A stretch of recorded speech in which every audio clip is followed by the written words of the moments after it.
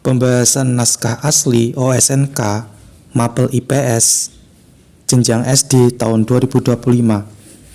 Perhatikan soal berikut. Perhatikan gambar berikut.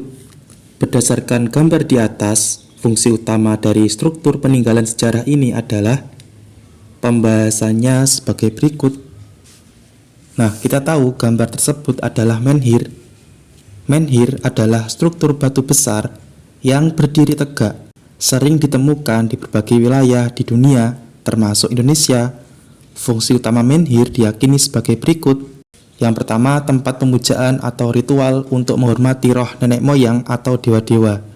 Dan yang kedua, simbol spiritual dan religius dalam masyarakat prasejarah. Menhir sering ditemukan di situs-situs arkeologi yang terkait dengan budaya megalitikum, di mana masyarakat prasejarah membangun struktur batu besar untuk tujuan spiritual dan religius. Maka jawaban yang tepat untuk soal ini adalah B, tempat pemujaan terhadap roh nenek moyang. Soal berikutnya, perhatikan gambar berikut. Tokoh di atas dikenal sebagai pelaut Belanda yang pertama kali mencapai Nusantara. Tujuan utama dari kedatangan tokoh tersebut pada tahun 1595 yaitu pembahasannya sebagai berikut. Tokoh Belanda yang datang ke Indonesia pada tahun 1595 adalah Cornelis de Houtman yang memimpin ekspedisi Belanda pertama ke Indonesia. Tujuan utama dari kedatangan Cornelis de Houtman dan timnya adalah mencari rempah-rempah dan membuka jalur perdagangan. Belanda ingin mencari rempah-rempah seperti lada, cengkeh, dan pala yang sangat berharga di Eropa. Mereka juga ingin membuka jalur perdagangan dengan kerajaan-kerajaan lokal di Indonesia untuk memperoleh keuntungan ekonomi. Maka jawaban yang tepat untuk soal ini adalah C, mencari rempah-rempah dan membuka jalur perdagangan. Soal berikutnya, perhatikan pernyataan berikut. 1. Menjabat sebagai Wakil Presiden pertama Republik Indonesia. 2. Berperan penting dalam perundingan-perundingan diplomasi setelah kemerdekaan. 3. Dikenal sebagai Bapak Koperasi Indonesia karena kontribusinya dalam pengembangan ekonomi. 4. Memiliki peran dalam menyusun konsep ekonomi Indonesia yang berbasis koperasi. Tokoh yang dimaksud dalam pernyataan di atas adalah pembahasannya sebagai berikut. Tokoh yang dimaksud adalah Muhammad Hatta. Muhammad Hatta merupakan tokoh penting dalam sejarah Indonesia yang memiliki beberapa peran sebagai berikut. Beliau merupakan Wakil Presiden pertama Indonesia mendampingi Presiden Soekarno. Beliau juga berperan penting dalam diplomasi Indonesia, termasuk dalam perundingan dengan Belanda untuk pengakuan kedaulatan Indonesia. Beliau juga dikenal sebagai Bapak Koperasi Indonesia karena perannya dalam mengembangkan koperasi sebagai bagian dari sistem ekonomi Indonesia. Selain itu, beliau juga berperan dalam menyusun konsep ekonomi Indonesia yang berlandaskan pada prinsip-prinsip ekonomi kerakyatan dan keadilan sosial. Maka jawaban tepat untuk soal ini adalah B, Muhammad Hatta. Soal berikutnya, perhatikan gambar berikut ini.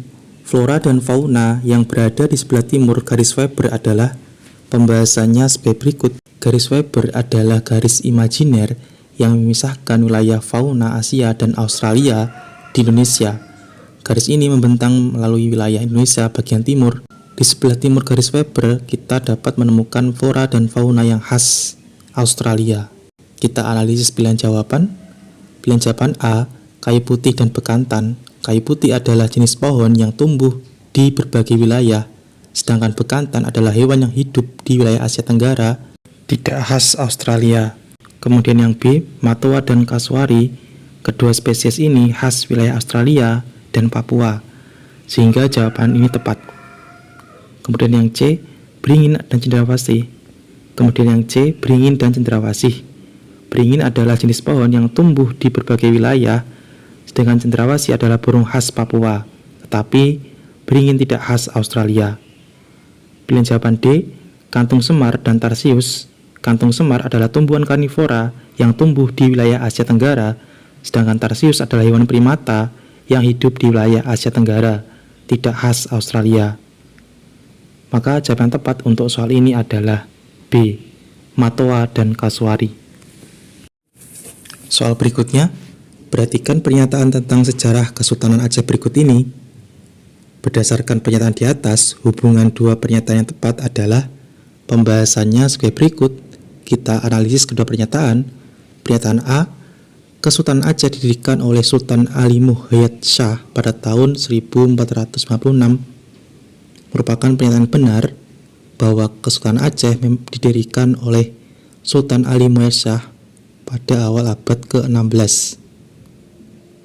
Kemudian pernyataan B, Kesultanan Aceh mengalami ekspansi dan pengaruh terluas pada masa kepemimpinan Sultan Iskandar Muda. Pernyataan B juga benar.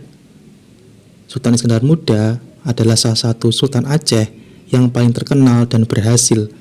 Pada masa pemerintahannya, Kesultanan Aceh mengalami ekspansi dan pengaruh terluas, termasuk menguasai wilayah-wilayah di Sumatera Utara dan Semenanjung Malaya. Sedangkan hubungan antara kedua pernyataan, keduanya benar dan memiliki hubungan dalam konteks sejarah Kesultanan Aceh. Pernyataan A membahas tentang pendirian Kesultanan Aceh, sedangkan pernyataan B membahas tentang masa kejayaan Kesultanan Aceh di bawah kepemimpinan Sultan Iskandar Muda.